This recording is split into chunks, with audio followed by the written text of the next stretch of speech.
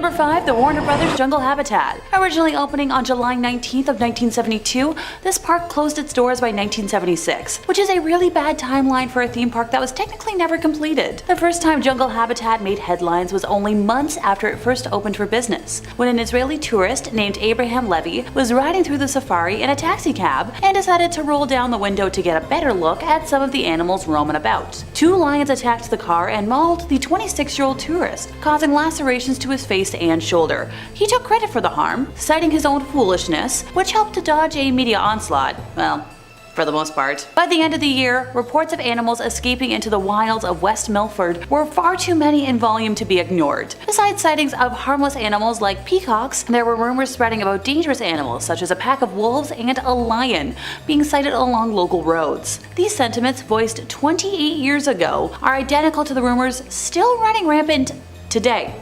Yep, you heard me, today. Tales told by West Milford residents who have looked out in their backyards include wandering ostriches and a band of baboons running amok in the town's pharmacy. Emus, baboons, and even wolves are just some of the uncaged critters which were known to have escaped the park. I feel like I found the origins for the Night at the Museum franchise. On July 8th of 1974, a 68-year-old visitor from Long Island was grabbed by the trunk of a baby elephant, which then slammed her against a fence and bit her. The woman, Elizabeth Ennis, was later awarded $200,000 by a court. In an account in the New York Times, she claimed the elephant bit her on her right hand, and because of the trauma incurred by being slammed into the fence, she had persistent pain in her right side that prevented her from lifting heavy items. Her husband was awarded $5,000 for loss of companionship. So the animals at the park also had a tendency to damage the cars that passed through. An e-museum for the park says that tigers like to bite and pop car tires, and monkeys like to rip antennas off of cars. Sounds like a lack of good animal training and boundaries to me. So right after the park closed in 1976, some animal carcasses were left outside. This pile grew until 30 animal bodies, including that of an elephant, a bison, a camel, some zebras, were all left lying until April, when the ground had thawed enough to finally bury what was left of the bodies. The 6 months that they were left exposed was a violation of state laws, which stated that any animal should be buried within 48 hours of its death. Despite this violation, Warner Brothers was not sanctioned. Jungle Habitat is gone now, but not forgotten. Reports of mysterious kangaroo sightings in remote corners of West Milford still turn up from time to time. Number 4. Under the Sea Gone Wrong. Disney's River Country was the first water park at Walt Disney World, and possibly the first themed water park ever. Look, as much as I love Disney World, and I'm mentally planning my next trip back, I'm here to call a spade a spade. Some consider River Country to be the first water park anywhere, but that depends on how you define a water park. Yes, River Country opened almost a year before Wet n Wild in Orlando, but there were public pools and lake parks with water slides and other aquatic play equipment long before River Country opened. So just as Disneyland had reinvented the amusement park 21 years earlier, River Country reinvented aquatic recreation. The water park's grand opening was on June 20th of 1976, and on Thursday, August 28th of 1980, a sad Associated Press story appeared in newspapers throughout North America. It was reported that a rare but deadly disease caused by an amoeba found in Florida freshwater lakes had claimed its 4th victim, a New York youngster who had spent his vacation swimming at River Country. The disease, amoebic meningoencephalitis, attacked the nervous system and brain. You don't want to know how many tries it took me to say that. The youngster died after the amoeba entered his nose, went through the nasal passage, and attacked the nervous system, including the brain. Investigators from the U.S. Center for Disease Control in Atlanta and the New York Health Department pinpointed River Country as the source of the amoeba after the parents reported that the amusement park was the only place where he went swimming. So photos and maps of River Country show that the park had 2 bodies of water. The smaller one was a clean, clear swimming pool. The larger one appeared to be a natural cove, completely open to Big Lake, which is the largest natural lake at Walt Disney World. At some point in the 1990s, Walt Disney World banned swimming in its lake. The 1995 map of Walt Disney World still included the resort's beaches under the swimming section, whereas the 2000 edition made it clear that the beaches were strictly for sunbathing. But River Country stayed open. There was never another death from amoebic, very long word that I'm not going to try and say again, linked to River Country. But there were 2 drownings, one in 1982 and the other in 1989. So River Country had its normal seasonal closing at the end of the 2001 season, but when the time came for it to reopen for the 2002 season, it didn't. River Country never reopened. Number 3. Joyland Deaths. Located in Wichita, Kansas, Joyland once featured state-of-the-art rides and attractions, holding a reign of 55 years of fun and joy. Today, the once popular park is being reclaimed by nature. piece by piece by piece. So Joyland came into existence on June 12th of 1949 and was founded by Lester Ottaway and his sons, Herbert and Harold. Herb Ottaway had a passion for steam engines and race cars, and he refurbished both types of vehicles. By 1934, Herb had refurbished a miniature steam locomotive and cars and was traveling with them to county fairs in Kansas and Colorado. Joyland was open to give Herb's refurbished locomotive a more permanent home. As the attraction became more popular, the Ottoways eventually added a number of different rides and games to the amusement park. Lester Ottaway passed away in the mid-1950s, and his sons continued running Joyland until the early 1970s when they decided to retire. Joyland was then sold to Stanley and Margaret Nelson, who owned the park until it closed its doors in 2004. Joyland featured attractions such as a wooden roller coaster, which I love, a wacky shacky dark ride, a log jam, a sky coaster, bumper cars, a carousel, and a Ferris wheel. On April 6th of 2004, a 13-year-old girl was enjoying a Ferris wheel ride with her friends when the restraint bar holding them in came undone. The young girl fell more than 30 feet, suffering multiple head, arm, and leg injuries. The Ferris wheel was immediately closed while both private and federal investigators looked into whether everything was safe and up to code. The ride was later reopened after these investigations were wrapped up.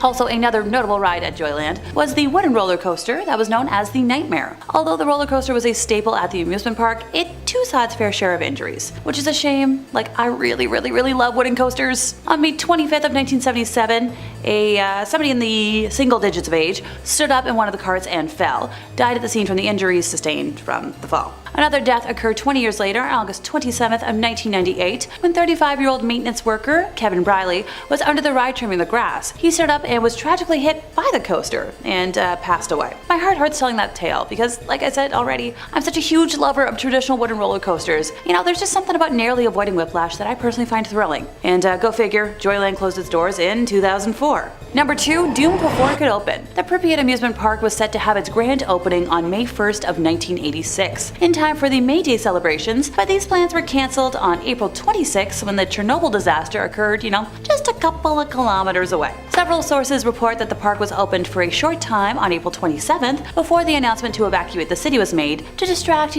residents from the unfolding disaster nearby. Constructed under the Soviet Union as a park of culture and rest, typical of many large cities in the then Soviet Union, the amusement park's attractions were manufactured by the Yeskik-based firm Attraction, who were responsible for the construction of many of the amusement parks which remain to be seen around the former Soviet Union today in various states of repair. Located northwest to the Palace of Culture in the center of Pripyat, the park had 5 attractions. The iconic 26-meter Ferris wheel titled Circular Overview, Autodrome bumper cars, a paratrooper ride called Chamomile, Russian swing boats, and also a carnival Pew Pew game. Fun fact, the successor to the original company is still manufacturing the Ferris wheel, paratrooper, and bumper cars to the similar designs as of 2017. Radiation levels around the park kind of vary though. The liquidators washed radiation into the soil after the helicopters carrying radioactive materials used the grounds as a landing strip, so concrete areas are less radioactive. However, areas where moss has built up can emit levels amongst the highest levels of radiation in the whole of Pripyat. So the Ferris wheel actually made news in September of 2017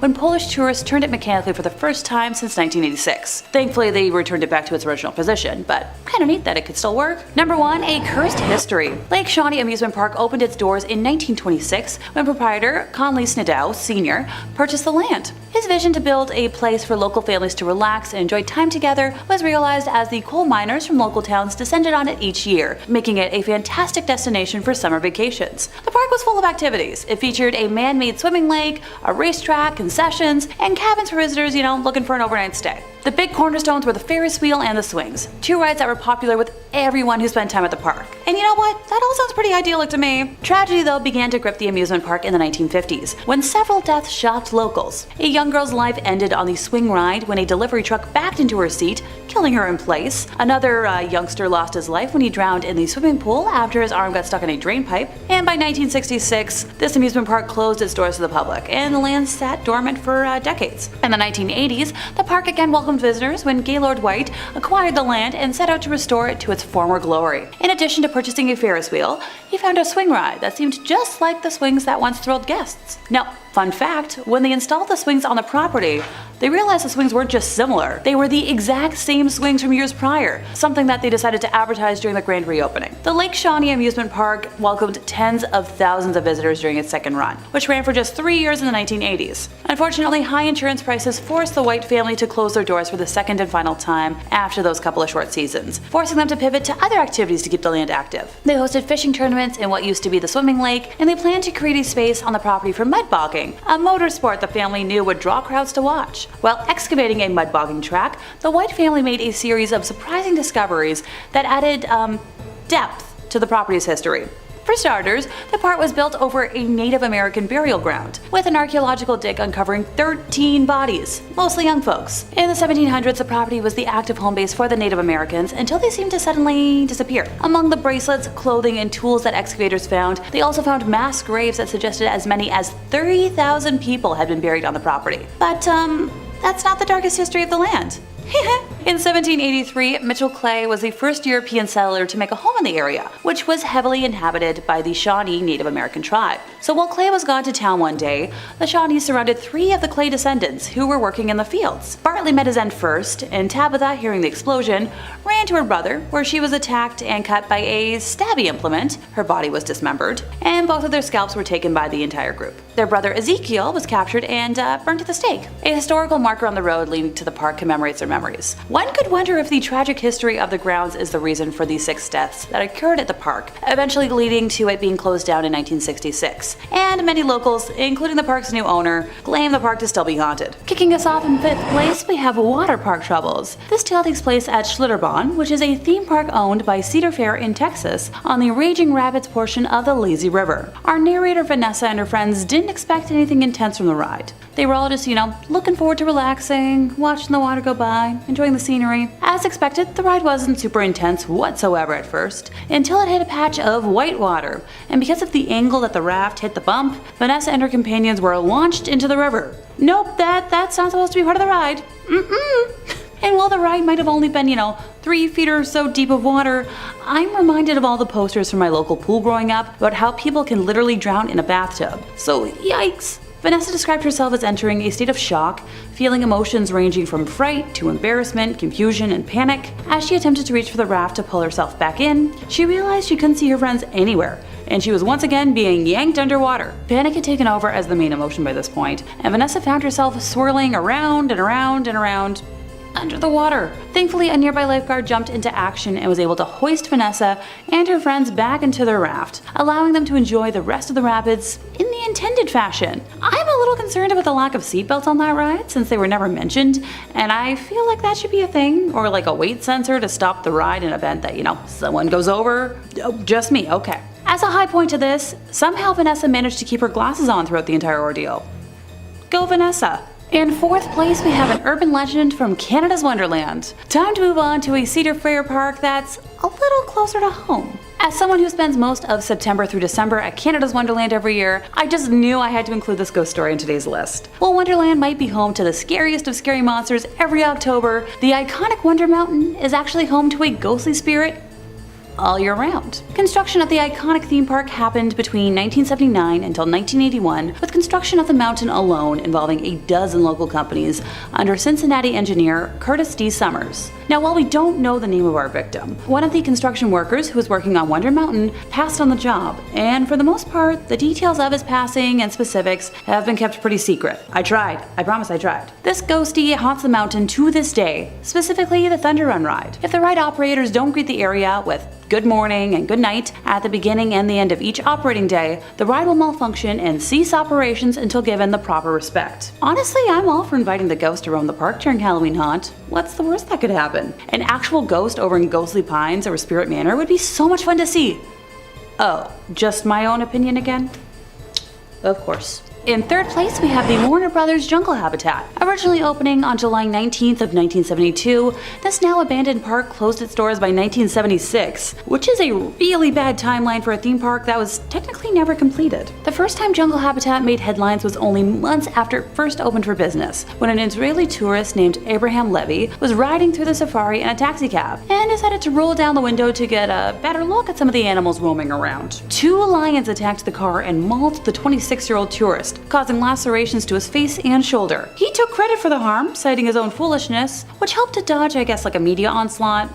For the most part. By the end of the year, reports of animals escaping into the wilds of West Milford, which is where the park is located, were far too many in volume to be ignored. Besides the sightings of harmless animals like peacocks, there were numerous rumors spreading about dangerous animals such as like a pack of wolves and a lion being sighted along like local roads. Okay, look, I grew up in the land of moose, and I wouldn't want to see one of those on the side of the highway. I can't imagine seeing a lion on the side of one. These sentiments voiced way back in the day are identical to the rumors still running rampant today. Tales told by local residents who have, like looked out into their backyards include wandering ostriches and a band of baboons running amok in the town's pharmacy. Guess they needed a prescription filled. Emus, baboons, and even wolves are just some of the uncaged critters which have been known to actually have escaped the park. I feel like I found the origins for the Night at the Museum franchise. On July 8th of 1974, a 68-year-old visitor from Long Island was grabbed by the trunk of a baby elephant, which then slammed her against a fence and bit her. The woman, her name's Elizabeth Ennis by the way, was later awarded $200,000 by a court. In an account in the New York Times, she claimed the elephant bit her on the right hand, and because of the trauma incurred by being slammed into the fence, she had persistent pain in her right side that prevented her from lifting heavy items. Her husband was awarded $5,000 for the loss of companionship. I'm just glad that's all that she went through. Goodness, elephants are pretty big. The animals also had a tendency to damage the cars that passed through. An e-museum for the park that exists online now says that the tigers like to bite and pop car tires, and monkeys like to rip antennas off the cars. Sounds like a lack of good animal training and boundaries to me, but I'm no animal expert. Right after the park closed in October of 1976, some of the animal carcasses were left outside. This pile grew until, 30 animal bodies, including that of an elephant, a bison, camel, and some zebras, were all left lying until April, when the ground had thawed enough to finally bury what was left of them. The 6 months that they were left exposed was a violation of state laws, which stated that any animal should be buried within 48 hours of its passing. Despite this violation, Warner Brothers were not sanctioned. Jungle habitat is gone now, but never forgotten. Reports of mysterious kangaroo sightings in remote corners of West Milford still turn up from time to time. Be careful, kangaroos hurt. In first place, time to visit the ghosts of the Enchanted Forest. The whimsical 20-acre amusement park was built in an Oregon forest and boasted handcrafted attractions like Storybook Lane and Toftville Western Town, along with rides like the Ice Cream Mountain bobsled roller coaster and a big timber log ride. Sounds pretty magical, right?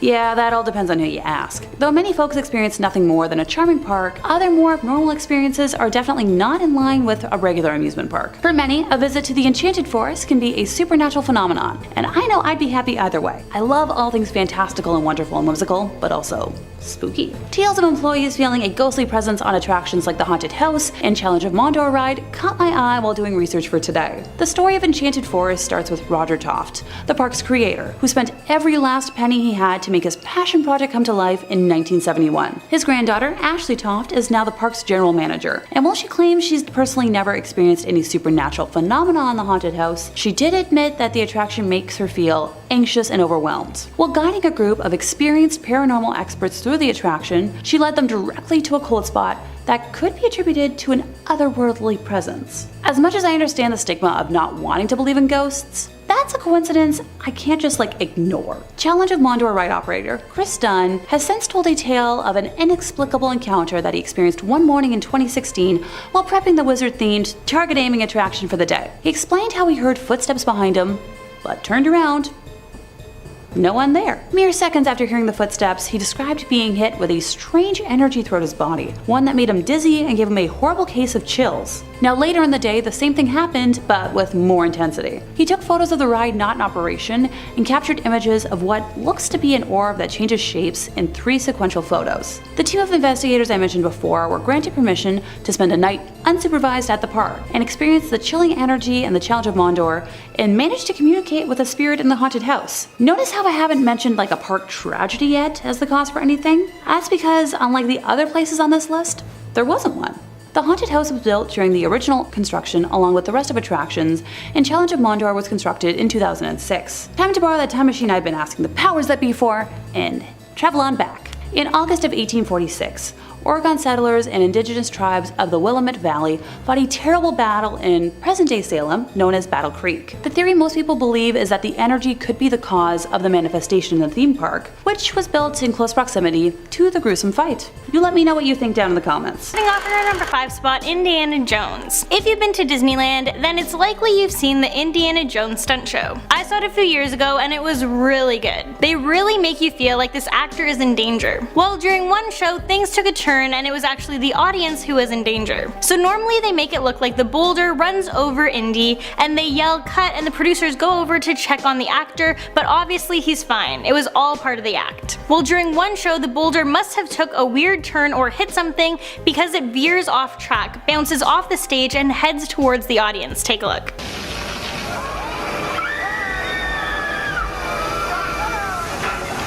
Yeah, could you imagine that thing coming towards you? Yes, it's fake and it wouldn't cause as much damage as an actual boulder, but it would still hurt if it hit you. And that isn't the only problem that this show has had. In 2009, an actor fell to their death during a rehearsal. This is the recording of the 911 phone call. He's doing a dive roll and I think he landed on his head. He's unconscious right now. He's unconscious. He's not breathing. Yeah, very spooky stuff. And at number 4, ashes. Okay, so I feel like on the last few Disney videos I have involved ashes, but hey, this is a scary themed channel now, so scary and human remains, they kinda go hand in hand. So if you've watched our other recent Disney lists, then you may know that this topic has come up before. So apparently on the rides, the Haunted Mansion and the Pirates of the Caribbean, people are dumping out their loved ones' ashes. Yeah, I wish I was kidding. For the past few years now, Disney employees have said that people will regularly scatter ashes of loved ones on these 2 rides and some other random places in the park. The Haunted Mansion is the most popular spot for honoring the dead though. I mean, that's pretty fitting when you think about it. Back in 2007, it was reported on the news that a woman was seen pouring out a powdery substance onto the waters of the Pirates of the Caribbean ride. When security went to find her after the ride was over, she said it was just baby powder and hurried off. Yeah, that's a little suspicious. Why would someone dump baby powder in the water? Weird. But if you think like it's a good idea to dump some ashes at Disney, think again. They actually have a cleanup crew that goes around and vacuums everything up. So you either keep the ashes or they end up in the vacuum. Here's a clip of the news video. Shut down after it appears someone may have dumped cremated remains. Witnesses say they saw a female rider on the Pirates of the Caribbean sprinkling a powdery substance into the water last Friday. At number 3, fireworks. This video is taken back in 2009 and it's titled Ghost Watches Fireworks from Disneyland Castle.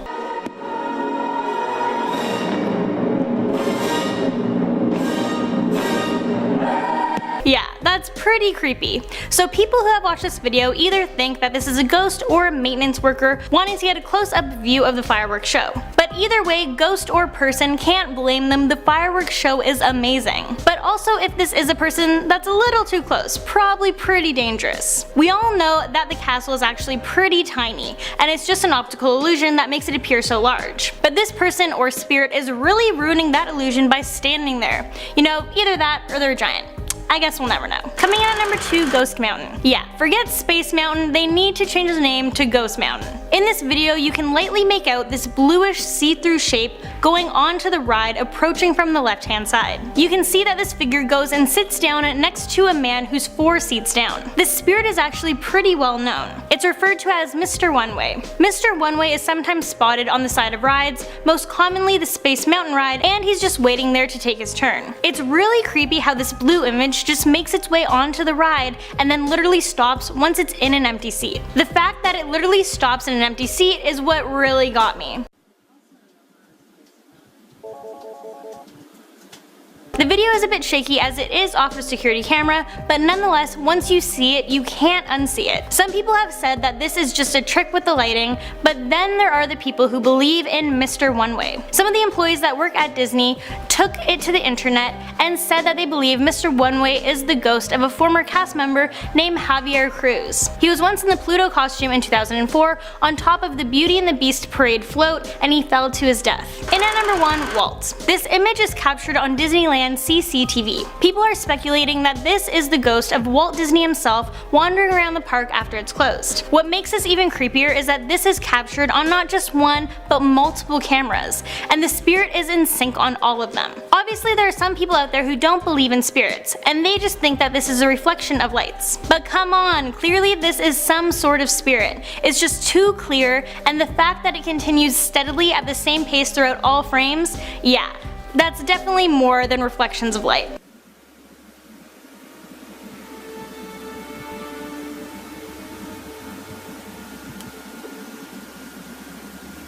And then there's this one.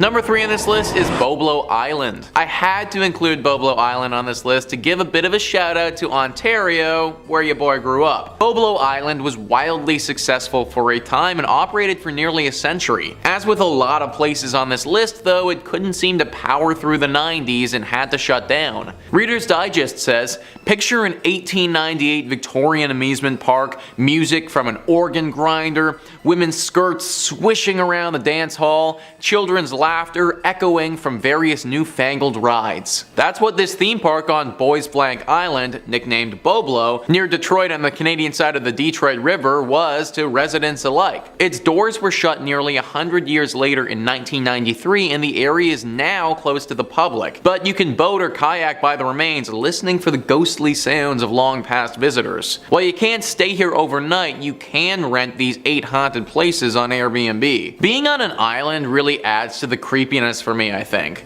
Like this place, from all the pictures I could find, it really looks totally detached from all other society. Basically meaning that whatever happens here, you are totally by yourself. Like there is a new set of rules for this island. There have been stories that something lurks here, a spirit or something dark. Be very careful if you ever go to Boblo Island. Number 2 on this list is Pripyat Amusement Park. Pripyat is a town that we've talked a lot about on this channel already. In fact, it was recently featured in a video where we looked at the top 5 mysterious towns that are completely abandoned. Pripyat is a ghost town in northern Ukraine and near the Ukrainian and Belarus border. It was named after the nearby river Pripyat and was founded in 1970. Right in the town is a small amusement park that once looked quite fun and had plans to grow into a big Ukrainian park that people might flock to. Those dreams were never realized though, and now it sits in complete and utter disarray. Those dreams were never realized because of the horrible accident that occurred in 1986. You see, the town of Pripyat was basically established to serve the Chernobyl nuclear power plant. When it was first built, it was a closed town basically only for the workers of this place, but it grew and grew as time went on, and at its height had a population of just under 50,000 people. I don't need to go into too much detail about the accident as a whole, because I imagine that you guys are all pretty aware. But basically, this was the worst accident of this nature in human history, and for all our sakes, we need to hope that it never happens again. The radiation damage was absolutely massive, and right after it happened, the entire town of Pripyat had to be evacuated. That, of course, has left the amusement park, right in the middle of this town, completely abandoned as well. Not a lot of people have gone to this town or park since this incident occurred. For a long time, it wasn't safe to set foot within a set radius of the blast. Those who have been brave or foolish enough to set foot into this town and explore the amusement park have reported some strange and scary findings. Rumor has it that some sort of entity lives there. Something dark and evil calling this abandoned place home. A nasty and sinister entity that doesn't like to be disturbed. There have been talks of this being some type of shadow creature or potentially a beast, like a werewolf of sorts. Either way, the people who visit this place feel an overwhelming sense of dread when they're there. They also feel as if they're unwelcome, like they entered somebody's home who doesn't want them there. There are multiple reasons why this amusement park is abandoned, so I'd stay away if I was you. And finally, number 1 on this list is Six Flags. Now, I don't mean Six Flags as a chain or anything like that. There's 23 different Six Flags in the United States and not all of them are haunted. One in particular though is currently out of commission, abandoned, and definitely a spot you shouldn't go to. All the Rooms writes, this Six Flags fell out of business following serious damage from Hurricane Katrina in 2005. The park opened in 2000 and was only operating for a few years before suffering significantly during the hurricane, which displaced 20,000 people and killed nearly 2,000 people. The park closed after Hurricane Katrina, and there wasn't enough funding for repair, so it fell into further decay over the last few years. To this day, there's still an eerie sign at the entrance of the park that says "Closed for the storm." It's an apocalyptic site which has been taken advantage of by Hollywood and used for films such as Jurassic World and Dawn of Planet of the Apes. These filmmakers are way braver than I would be, because I would not want to be setting foot on those grounds. The people who have been here all seem to think that something paranormal is going on. Phantom noises echoing throughout the park and other random bodiless sounds are heard all the time. Similarly to a lot of the other things on this list, there is a massive overhanging feeling of dread. The air is thick with it and you can almost taste the discomfort. No one has reported being attacked here, but it seems like that's only a matter of time if people keep going. The mayor of New Orleans is currently looking at demolishing this park, which, in my opinion, probably for the best. Coming in at number 3, Gulliver's Kingdom, Yamanashi, Japan. This surreal amusement park was based on the novel Gulliver's Travels by Jonathan Swift. At the center of the sprawling park lay a giant model of the novel's titular character, Lemuel Gulliver, tied to the ground. The park has a beautiful view of Mount Fuji, however sadly due to low visitor numbers, the park only lasted 4 years before being closed down. Luckily for us though, photographer Martin Lyle explored the park's interior, stating, "The giant Gulliver was unreal. Entering the grounds I didn't see him right away, then as I delved deeper into the park he suddenly loomed out of the landscape. It was such a momentous thing to stand in the presence of. It was the most amazing and surreal object I've ever seen. It felt so weird to lie in the palm of a giant man, while surrounded by the stunning scenery." Coming in at number 2, Land of Oz, North Carolina. The Land of Oz is a theme park in the resort town of Beach Mountain, North Carolina. In 1970, it opened as a theme park based on the L. Frank Baum Wizard of Oz book by Caroline Caribbean Corporation. Based on the L. Frank Baum Wizard of Oz books by Caroline Caribbean Corporation under the guidance of Grover Robbins, who had been successful with Sweetsea's Railroad and designed by Jack Pentis. On Sunday, December 28, 1975, a fire was set to the Emerald City Amphitheater. On Sunday, December 28, 1975, a fire was set to the Emerald City Amphitheater and surrounding gift shops. 2 buildings were destroyed along with the park's offices, costumes, sound equipment, and props. There is some speculation that the fires were set by disgruntled employees. Now it would go on to be rebuilt and managed by a new company, however, it would never recover, with the park officially closing in 1980. Urban explorers often visit the park, taking pictures and sometimes even stealing pieces of the yellow brick road. Land of Oz still opens its gates a few days a year, around Halloween, for visitors brave enough to explore. And finally, coming in at number 1, Dunblobin Crinkly Bottom Theme Park, England. Crinkly Bottom, also popularly referred to as Blobbyland, was the operating title for a series of British theme parks operating in the 1990s. They were created by Noel Edmonds, based on the fictional village of Crinkly Bottom, where the Noel's House Party TV series was based. 3 parks were operated under the Crinkly Bottom name in England by Edmonds' company, however all the parks eventually failed and were either closed or rebranded. The first park, located in Cricket St Thomas, was based around the existing wildlife park in the Cricket House Country Estate. The Crinkly Bottom Park was based around Mr. Blobby, with a Blobby-themed house called Dunblobin being the main attraction. The park opened back in 1994 and was popular for a while, however, a couple years later, Edmonds pulled out of backing the park, with it being rebranded to Cricket St Thomas Wildlife Park and Dunblobin being closed and sealed off. In the 2000s, urban explorers rediscovered the abandoned Dunblobin house, which of course led to more people returning to Cricket St Thomas to see it. Today, there are a ton of rumors that the site is haunted and ghost hunters often visit in hopes of catching something supernatural.